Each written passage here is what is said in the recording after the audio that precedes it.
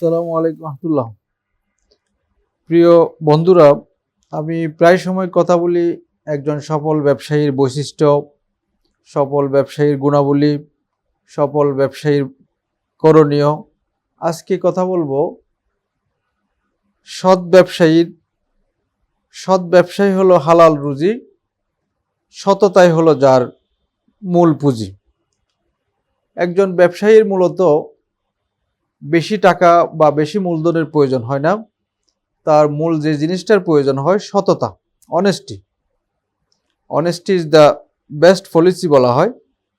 একজন ব্যবসায়ী যদি সৎ হয়, তার কাছে তার ক্রেতা সাধারণরা আমানত রাখে, তাকে বিশ্বস্ত মনে করে তার কাছে সেবা নিতে আসে।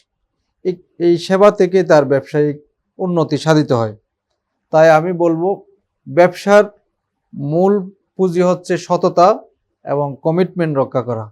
আমি আমার এই ব্যবসায় সততা এবং কমিটমেন্ট রক্ষা করে আজকে 10 বছর সেবা দিয়ে যাচ্ছি। আমি বিশেষ করে যাদেরকে একবার সেবা দিয়েছি তারা শুরু থেকে শেষ পর্যন্ত আমার সাথে আছেন এবং ভবিষ্যতেও শেষ পর্যন্ত থাকবেন, এটাই আমার প্রত্যাশা।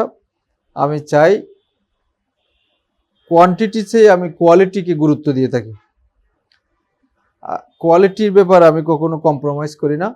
কোয়ালিটি ফার্স্ট, এটাই আমাদের একজন ব্যবসায়ীর মূল লক্ষ্য হওয়া উচিত। Quality first.